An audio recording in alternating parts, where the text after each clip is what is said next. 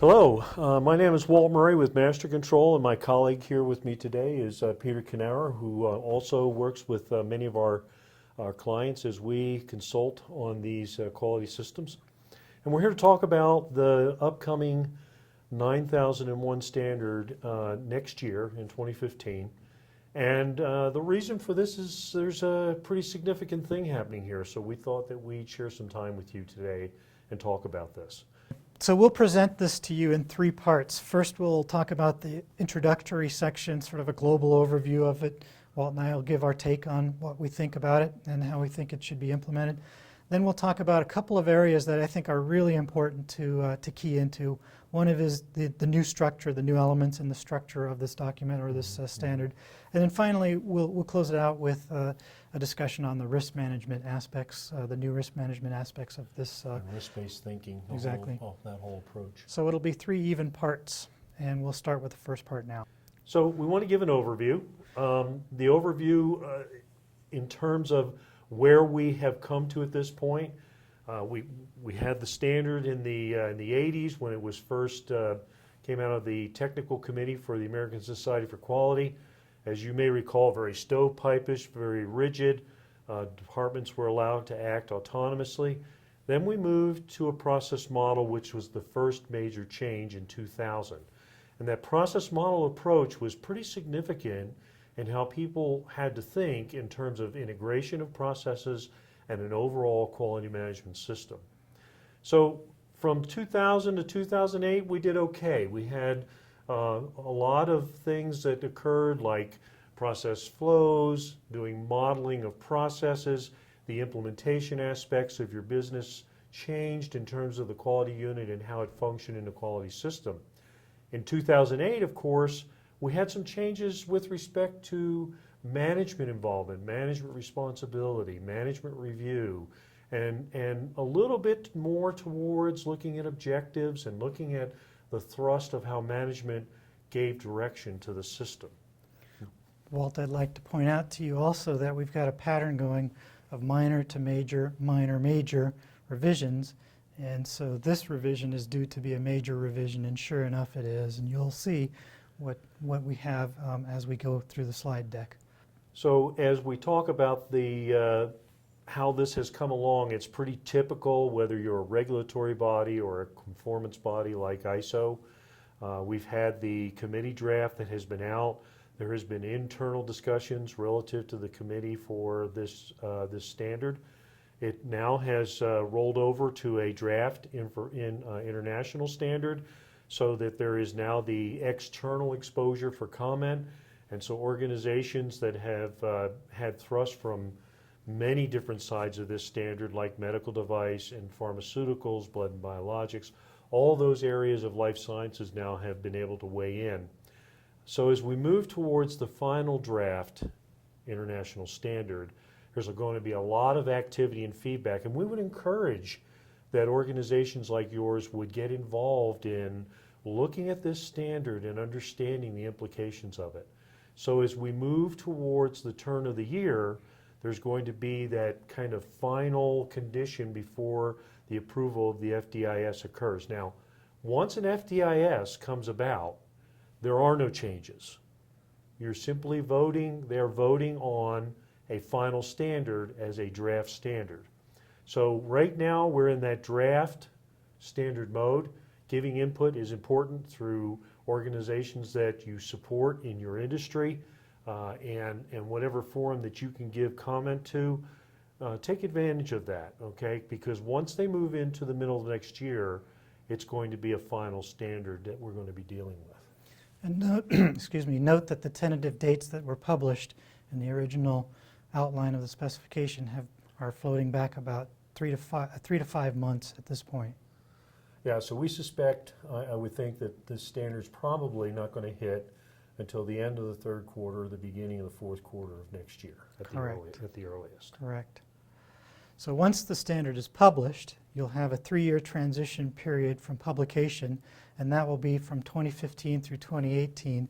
We do encourage an early start on this. Now is the time to start thinking about what you need to do to be in compliance with the new standards. And the audit times will be still to be determined. Those are still to be announced. And the only thing I can add to that, Peter, that I'm aware of is that even as we speak, registrars and notified bodies are already out there enlightening different organizations and to the broader quality public that's involved in this, getting everybody mentally ready for how that audit change will occur and how these notified bodies will be involved in that process. So why do we have this update? Well, obviously it's to remain relevant. So a lot of these updates are moving along with the industry as the industry progresses. So that's one of the big drivers here. It's also to integrate with the management systems that are out there. So this is going to, in a lot of ways, supersede many of the existing management systems that are there. It now looks at the organizational management of your organization. So we have to be very much cognizant of that. The foundation is for the next 10 years and beyond that.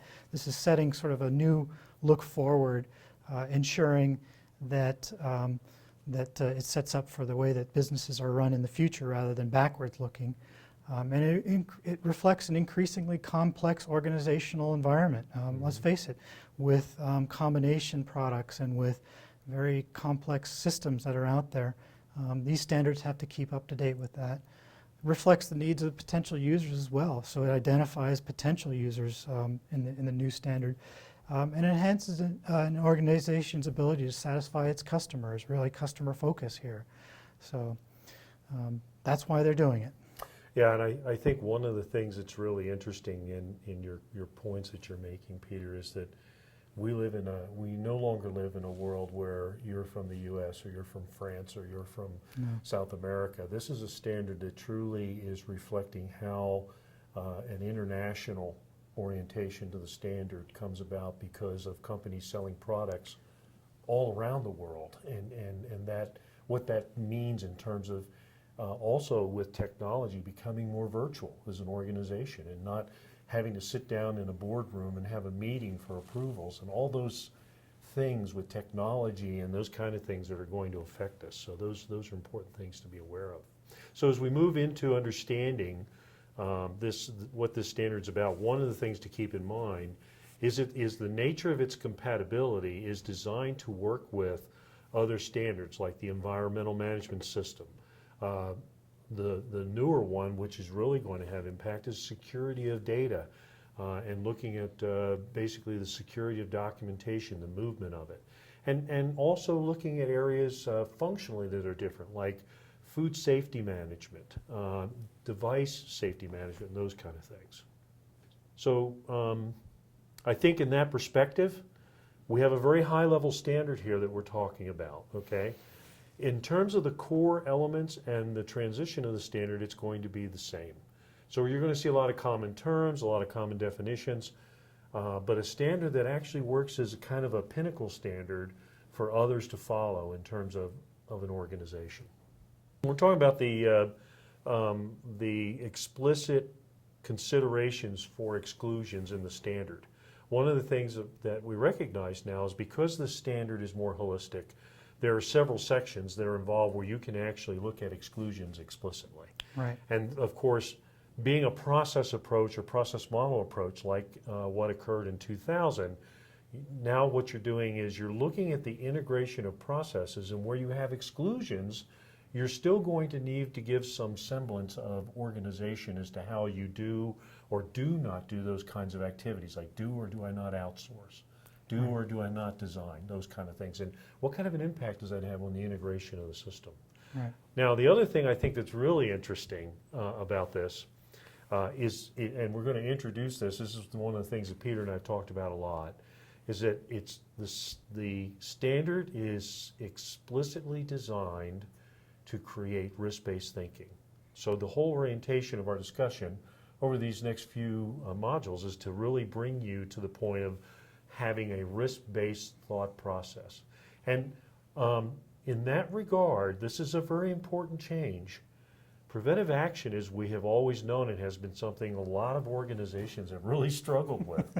As a matter of fact, as Peter and I do audits and we work with our clients and our prospects, whenever we bring up preventive action, we always get that kind of a deer in the headlight look. And What is preventive action? What is preventive action? Well, the good news is preventive action is dead. The other good news is risk-based thinking is replacing that preventive action orientation. So we're going to talk about that in our second and third segments as we go through this. So there's some emphases that we need to think about here. There's emphasis on performance, value, and intended outcomes. It's customer focus, so be aware of that. There's a de-emphasis, however, on prescriptive requirements and documented procedures. It leaves a little bit more to you as an organization to figure out what to do. So for some folks that's quite interesting and quite works well with their systems. For other folks who aren't so familiar with the ISO standards, that might be a little bit more difficult. But it's also more applicable to service organizations as well. So, and there's also some mindset shifts here. There's the context of the organization, internal versus external, the strategic direction and intended outcomes. So these mindset shifts are in play here. You got to think about interested parties, who are your customers, who are your suppliers, and things like that, as well as the external provision, which is now entirely new on purchasing and outsourcing. Yeah, that last item that you bring up, of course, I think a lot of organizations really do struggle with the extension of quality since they don't have the hands-on and own the production of that product or service that is a part of what they do.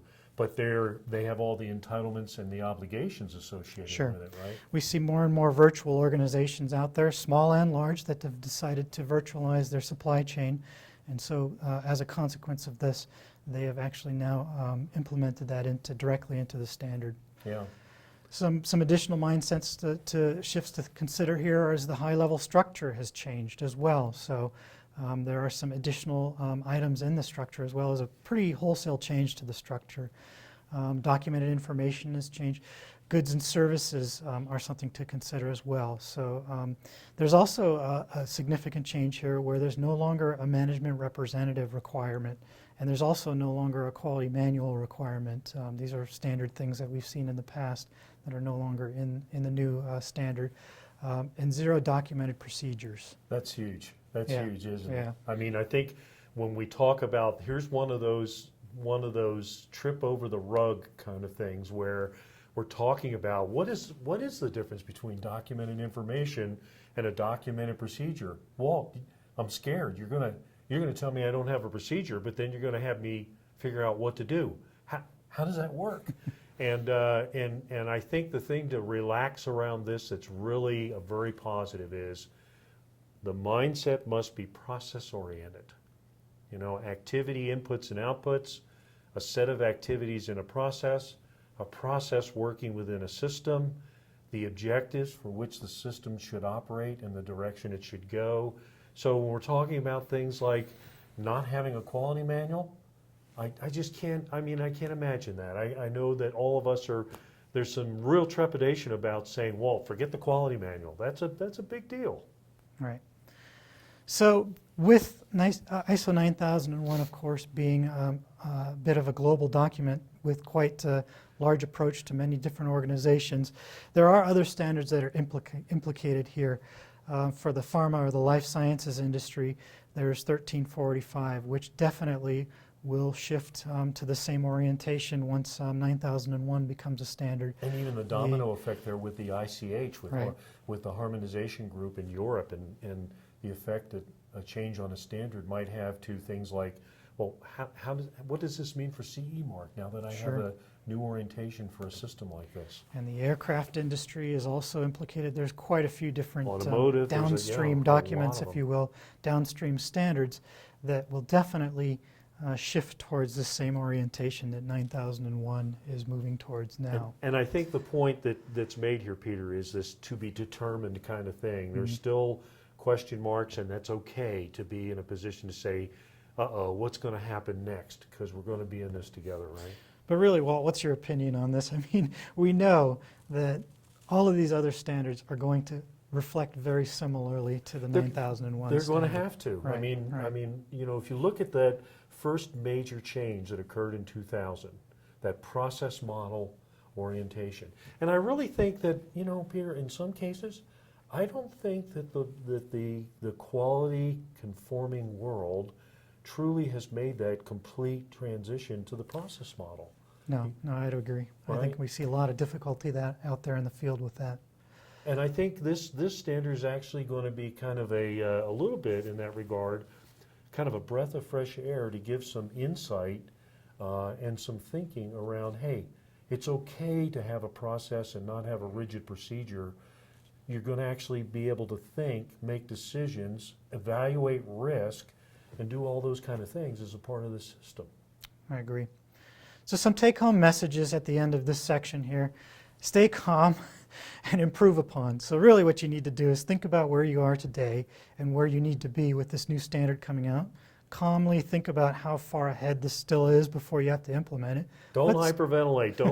Don't keep your job. Don't do anything drastic at this point. There's still actually. I mean, I know that there's a lot of work that's going into these new elements and the structure and everything. But that having been said, there's still going to have to be a little bit of movement back the other way. And so Yeah. I think the point to encourage is to be a part of that. Yep. Seize the opportunities where you have them.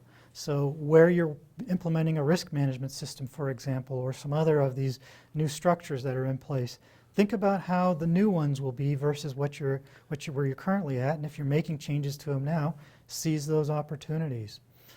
Understand some key concepts and intents. Think about ISO 31000 risk management as opposed to 14971, Yeah, which is more enterprise related as Yeah, opposed yeah. to product related. Yes. Practice risk analysis and assessment methodologies. Think about the ones that are best fit for the future as well as your current organization. Conduct situation analyses. Make sure that the context and the interested parties are in play I here. think that one right there is really interesting because for the first time, from an innovative or an innovation orientation or thinking orientation, what organizations are going to have to do is say, okay, we have a risk. Let's look at a scenario around that risk. Let's have a play board. Let's have do a play stage, build it as we go. What are the possibilities? So I think in that standpoint, instead of having that parochial, let's do a preventive action today, now it's going to be, let's play this out and see what happens. What are the risks inherent to it? And do we have some innovative understanding around that to make changes and improvements? I think that's going to be huge. Yep. And if nothing else, plan now on your approach to the high-level standards.